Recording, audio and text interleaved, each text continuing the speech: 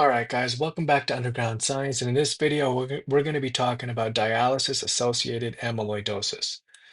Okay, the main thing we should actually say right off the bat is that in this, of course, it has amyloidosis in the name, and that means that we're going to have a buildup of amyloid or misfolded protein, right? Now, this misfolded protein is actually going to be beta 2 beta 2 microglobulin.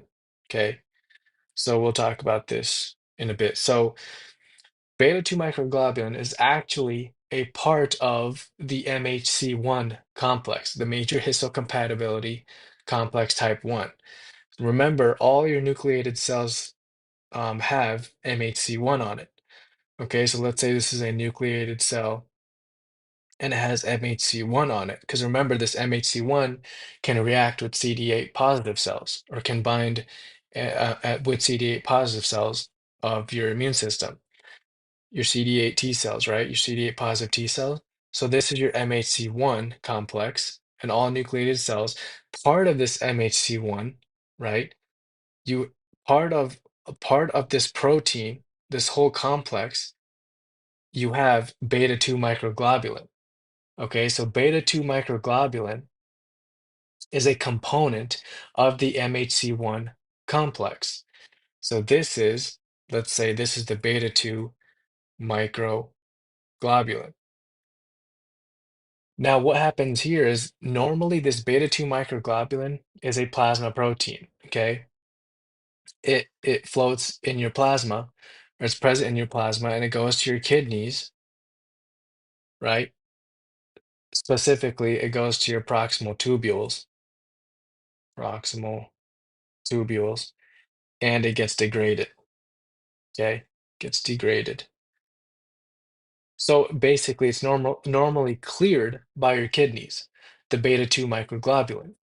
But what happens in patients who have chronic kidney disease or end-stage renal failure and they're on long-term dialysis, what happens is this beta 2 microglobulin does not get cleared properly. Okay, does not get cleared and actually starts to build up, right? So if it doesn't get cleared, it's going to start to build up. So this leads to a buildup of beta 2 microglobulin. And as this beta 2 microglobulin levels build up, the beta 2 microglobulins can start to misfold, okay? Misfold and aggregate as what? As amyloid, all right? So now we're at the amyloid formation stage. So where will this amyloid deposit though? This beta 2 microglobulin deposits, right? So the beta 2 microglobulins misfold, aggregate as amyloid, and can deposit into joints. It can deposit into your bones, right? It can deposit into your intervertebral discs, intervertebral discs, and even soft tissues. Okay, but let's say these are the three main things that we should keep in our mind. So again, the beta 2 microglobulin can misfold and aggregate as amyloid and can deposit in your joints, in your bones, in your intervertebral discs, right? And so what will this lead to? So let's say deposits in your joints, right? So obviously if these amyloid proteins deposit in your joints, you're going to have joint pain. Okay, so you're going to have inflammation and joint pain.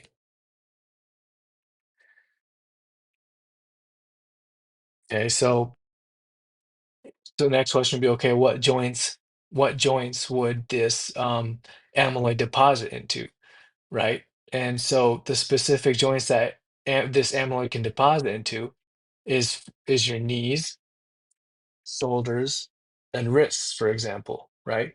So if we just took three examples, right, this beta 2 microglobulin misfolds, aggregates as amyloid, and can deposit into your knees, your shoulders, your wrists. Specifically, if we actually look at the wrists, what it can actually deposit onto your flexor tendon of your wrist. Okay. And if it deposits in your flexor tendon of your wrists, then this could lead to carpal tunnel syndrome.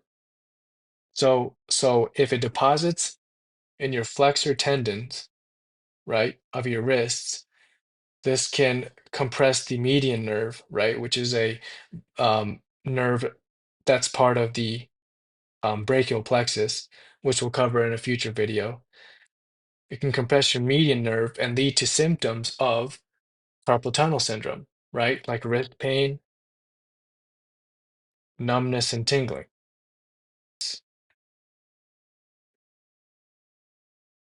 And tingling. Right? So if these beta 2 microglobulins, right, deposit in your flexor tendons, it'll compress the median nerve and it can lead to carpal tunnel syndromes like wrist pain, numbness, and tingling in the first three fingers, for example, and maybe in both wrists too, right? So bilaterally.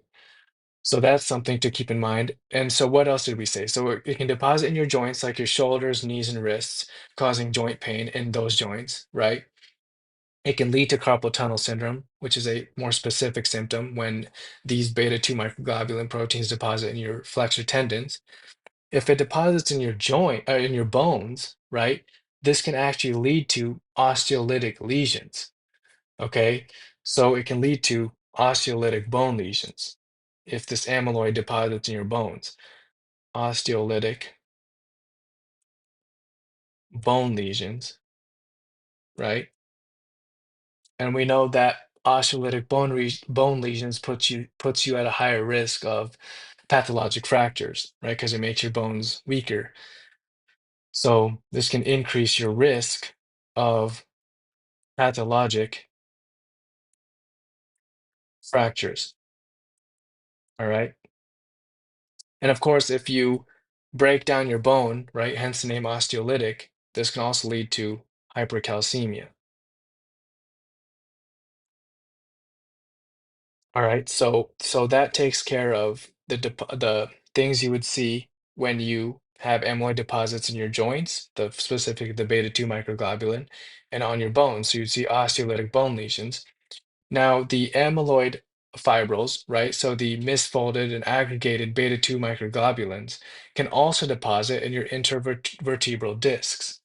Okay, so if this happens, obviously you'll get spinal pain and stiffness. Okay, so let's go and write that down. So if the beta 2 microglobulin, right, deposits in your intervertebral discs, right, you're going to get your spondyloarthropathy, right? So spondyloarthropathy, right? So you're going to see things like spinal pain and stiffness, which makes sense if you have deposition of that amyloid in your intervertebral discs. Right? So you're going to see spinal pain. You're going to see spinal pain and, let's write that a little neater, and stiffness. Okay, so those are the main places that beta 2 microglobulin can deposit due to long-term dialysis in people with end-stage renal disease or chronic kidney failure, right? And if you were to do, let's say, if, of course, we know that deposits in your joints, right? The beta 2 microglobulin, then you could do a joint aspiration, right? So if you were to do, let's say, let's write that over here actually. If you were to do a joint aspiration,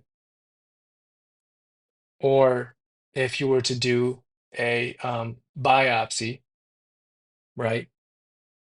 Or a biopsy, what you could see is Congo red stain. Remember, we said that important phrase to know is apple green birefringence on Congo red stain. So you would see a Congo red stain, which would help you decide that okay, there's amyloid deposits here, right? So remember apple green birefringence on Congo red stain. Okay, and of course, if you did a immunohistochemistry, you would see a beta 2 microglobulin amyloid, right? So let's write that down too. If you did a histochemistry, you would find the beta 2 microglobulin amyloid deposits. Okay. So the main thing is apple green birefringence on Congo red stain that tells you there's amyloid there. And just remember that this beta 2 microglobulin can build up in patients who have chronic kidney disease or chronic renal failure, right? And who are also on long-term dialysis. This leads to the patients not being able to clear the beta 2 microglobulin, which is a part of the MHC1 complex. If you can't clear that beta 2 microglobulin, it builds up, misfolds, aggregates, and can deposit as amyloid into three main spots, which is the joints, and then your joints, your intervertebral discs, and your bones, okay, and even some soft tissues.